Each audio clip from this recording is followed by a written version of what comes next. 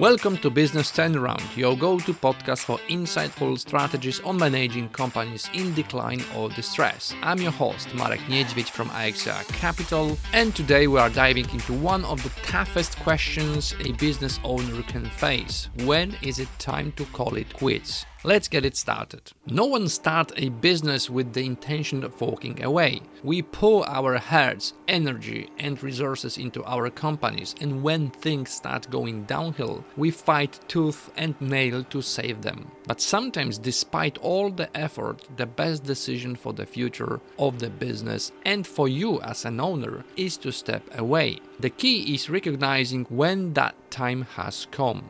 Let me share a metaphor that perfectly captures the essence of this dilemma. Imagine you are a pilot flying a broken airplane. You've been holding it together with duct tape, making emergency repairs mid-flight, doing everything you can to stay in the air. But the truth is, the plane is losing altitude and no amount of patchwork can keep it flying indefinitely. At some point, you have to decide whether to keep fighting or start preparing for a controlled landing. In business, that controlled landing could mean liquidation, selling the business, or shutting it down entirely.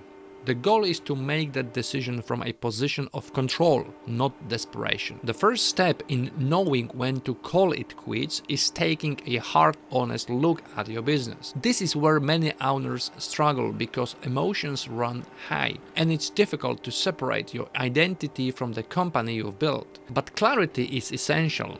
Ask yourself, is the business still viable? Are the fundamentals of the business strong enough to justify continued efforts? If your core product or service no longer meets market demand or your financial position has become unsalvageable, it might be time to reevaluate. What's the cash runway? How much time do you realistically have before cash runs out? Can you extend that runway without jeopardizing your personal finances or taking on unsustainable debt? Are the right resources in place? Do you have team, tools, and energy to execute a turnaround? A lack of resources can turn even the best strategies into failures. One of the hardest parts of the turnaround is knowing when persistence turns into futility. Fighting to save your business is admirable, but refusing to accept reality can lead to deeper losses. Not just financial, but emotional and reputational as well. A graceful exit, on the other hand, allows you to protect what matters most: your personal health, relationships, and the opportunity to start fresh. It's not about failure, it's about making a strategic decision to let go of a sinking ship so you can build something new. If you decide it's time to call it quits, the way you handle the exit is critical. Think of it as that controlled landing. It's not easy, but it can minimize damage and set you up for the next chapter. Communicate clearly and early. Transparency is key. Inform stakeholders, employees, creditors, and customers about the decision as soon as possible. This builds trust and preserves relationships, even in tough times. Focus on debt and obligations. Work with creditors to negotiate settlements or repayment plans. Most lenders and suppliers appreciate honest communication and may be willing to work with you to minimize losses on both sides. Preserve your reputation. Even in closure, how you treat your employees, partners, and customers will define your legacy. Handle layoffs with care, honor commitments where possible, and exit gracefully. Learn and plan for the future.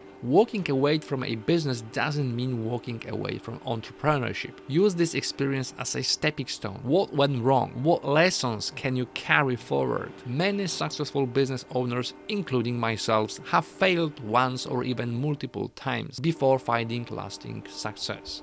Knowing when to call it quits isn't about giving up. It's about having the courage to make a difficult decision for the right season. Make a difficult decision for the right reasons. Sometimes the smartest move you can make is to stop flying that broken airplane and focus on building a better one. You owe it to yourself, your team, and your future to make a decision that's grounded in reality, not emotions. Conclusion. If you are flying a broken airplane, the most important thing is to stay in control, whether that means fighting to keep the business in the air or preparing for a graceful landing. The decision is yours. and it should be based on a clear, honest assessment of the situation. Thank you for joining me on this episode of Business Turnaround. If you are facing tough decisions in your business and want guidance on navigating these challenges, feel free to reach out. And don't forget to subscribe for more episodes where we explore actionable strategies to help your business thrive even in the toughest of times.